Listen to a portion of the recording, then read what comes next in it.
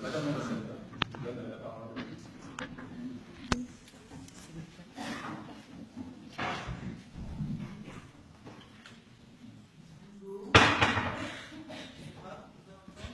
Liberté pour la Palestine. Liberté pour la Palestine. Liberté pour la Palestine. Liberté pour la Palestine. Liberté pour la Palestine. Liberté pour la Palestine. Liberté pour la Palestine. Liberté pour la Palestine. Liberté pour la Palestine. Liberté pour la Palestine. Liberté pour la Palestine. Liberté pour la Palestine.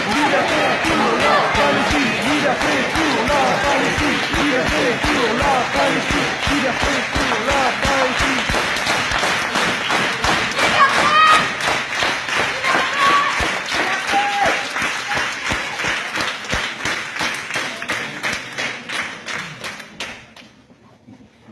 Nous, étudiants de Sciences Po Rennes, déclarons que nous sommes fermement opposés à la tenue de cette conférence.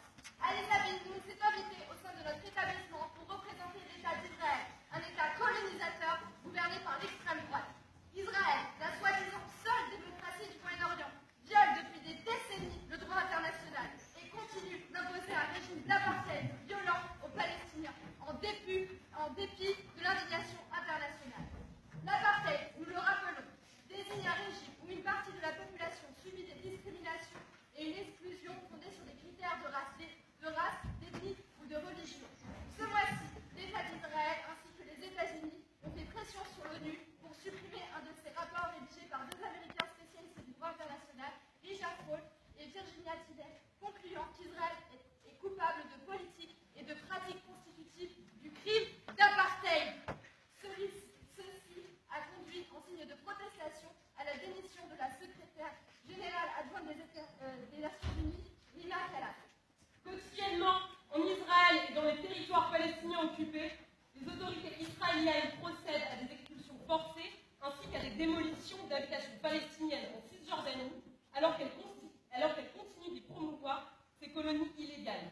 En 1974, on recensait 2019 colons israéliens en Cisjordanie. En 2013, ils étaient 500 000. L'extension incessante des colonies israéliennes ne cesse de faire reculer la possibilité pour les Palestiniens d'avoir leur propre État, puisqu'elles induisent un morcellement de leur territoire, morcellement voulu par Israël. Cette dernière impose aussi des restrictions sévères à la liberté de circulation des Palestiniens et maintient depuis 10 ans un blocus militaire sur la bande de Gaza, imposant à 1,9 million d'habitants des conditions de vie inhumaines. Depuis de nombreuses années, l'armée israélienne assassine des civils, y compris des enfants, et jette en prison celles et ceux qui osent défier leur occupation. Elle use de la torture en toute impunité sur ses détenus. Fréquemment, Israël exerce des attaques massives à l'encontre des Palestiniens sous couvert de légitime défense. En 2009, avec l'opération Plomb durci à Gaza, 1300 Palestiniens sont morts, 5000 ont été blessés, pour 13 morts du côté israélien. En 2014, 1460 Palestiniens à Gaza ont péri sous les bombardements israéliens. D'après le gouvernement israélien, 47% de ces morts étaient des terroristes. Le peuple palestinien est totalement démuni face à l'État israélien, qui possède l'une des armées les plus puissantes du monde. Le budget annuel de l'armée israélienne en 2015 était de 18,6 milliards de dollars et il ne cesse d'augmenter. Ces dernières semaines, l'ambassade d'Israël que Mme Aliza Ben-Noun dirige a multiplié les pressions sur plusieurs universités dans le but d'empêcher la tenue des événements de l'International Apartheid Week qui devaient se tenir partout en France. Certains militants de l'association France-Palestine Solidarité ont été par la suite menacés de mort et de viol par des militants d'extrême droite pro-Israël. Nous ne comprenons pas comment une représentante du gouvernement israélien peut s'octroyer le droit de parler au sein des universités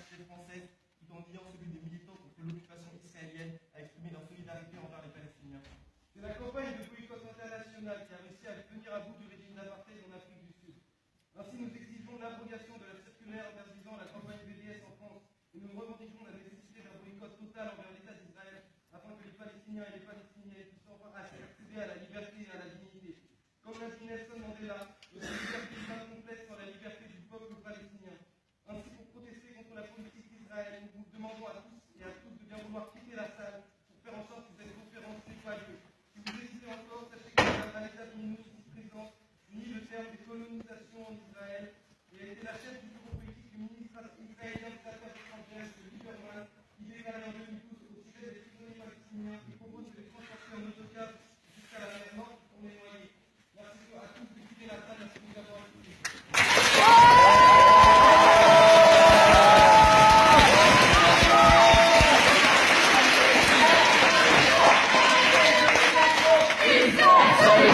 Arrêtez l'occupation. Une seule solution. Arrêtez l'occupation.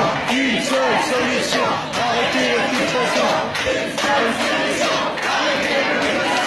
Pour la Palestine, liberté. Pour la Palestine, liberté.